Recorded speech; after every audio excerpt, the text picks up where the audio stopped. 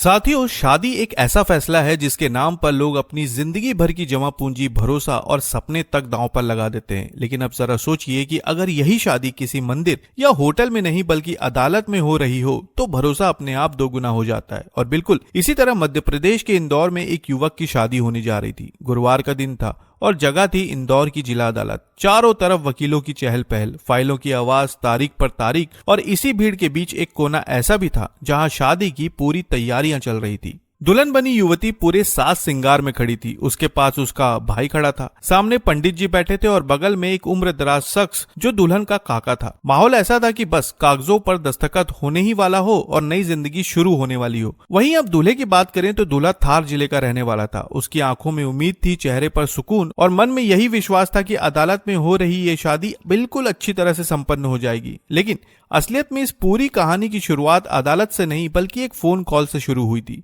असल में युवक काफी लंबे समय से एक अच्छे रिश्ते की तलाश कर रहा था। अब कई जगह उन्होंने बात चलाई लेकिन मामला जमा नहीं। और फिर अचानक एक दिन उनके मोबाइल पर एक कॉल आया। सामने वाले ने अपना नाम अजय पंडित बताया और कहा कि आपके लिए एक बहुत बढ़िया रिश्ता है। जिसके बाद युवक को लड़की दिखाई गई और बात पक्की हो गई। अब शादी के लिए लड़की तैयार थी, परिवार भी राजी था और कोर्ट मैरिज सबसे आसान रास्ता लग रहा था। और फिर सारी बात तय होने के बाद युवक को इंदौर बुलाया गया और वहीं से शुरू हुआ एक ऐसा खेल जिसकी स्क्रिप्ट पहले से लिखी जा चुकी थी। कोर्ट परिसर में जो युवती दुल्हन बनी खड़ी थी उसने अपना नाम सपना बताया और कहा कि वो सागर की रहने वाली है। वहीं उसके साथ मौजूद युवक को उसका भाई रवि बताया गया जो असल में विदिशा का रहने वाला था। पंडित, काका, भाई, दुल्हन, हर किरदार अपने रोल में इतना परफेक्ट था कि सामने वाला सिर्फ देखता ही रह गया। बातचीत, हाव भाव, रिश्ते की कहानी, सब कुछ रिहर्सल किया हुआ लग रहा था। अब धीरे धीरे शादी के नाम पर खर्चे सामने आने लगे। कभी रजिस्ट्रेशन का पैसा, कभी पंडित की दक्षिणा, कभी कागजों का बहाना। युवक को भरोसा दिलाया गया कि यह सब आखिरी प्रक्रिया है और इसी भरोसे में उससे करीब 1,20,000 रुपए निकलवा लिए गए। पैसे जाते रहे और शादी का सपना और मजबूत होता चला गया। लेकिन फिर कहानी ने अचानक करवट ली। कुछ सवाल ऐसे थे जिनके जवाब ठीक से नहीं मिल रहे थे। कुछ बातें आपस में मेल नहीं खा रही थी।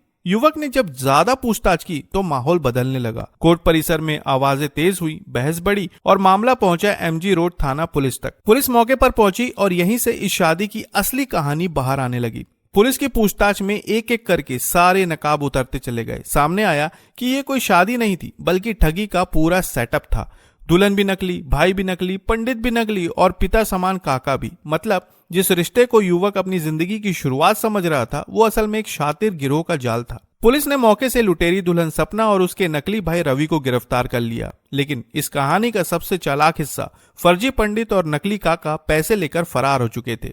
जांच में यह भी सामने आया कि ये कोई एक घटना नहीं बल्कि ये एक पूरा गिरोह है जो शादी जैसे पवित्र रिश्ते को हथियार बनाकर युवकों को निशाना बनाता है। कोर्ट, कानून और रिश्तों का ऐसा इस्तेमाल किया जाता है कि सामने वाला आखिरी पलों तक धोखे को पहचान ही नहीं पाता। अब पुलिस यह पता लगाने में जुटी है कि इस गिरोह ने अब तक कितने लोगों को इसी तरह कोर्ट मैरिज के नाम पर लूटा है। और इस कहानी का सबसे डरावना सच यही है कि जिस जगह को लोग इंसाफ और भरोसे की सबसे सुरक्षित जगह मानते हैं, अगर वहीं कोई आपकी जिंदगी की सबसे बड़ी ठगी रच दे तो सवाल सिर्फ पैसों का नहीं रह जाता, सवाल भरोसे का हो जाता है। तो साथियों, ये था इंदौर का वो मामला जिसने हर किसी को चौंका कर रख दिया।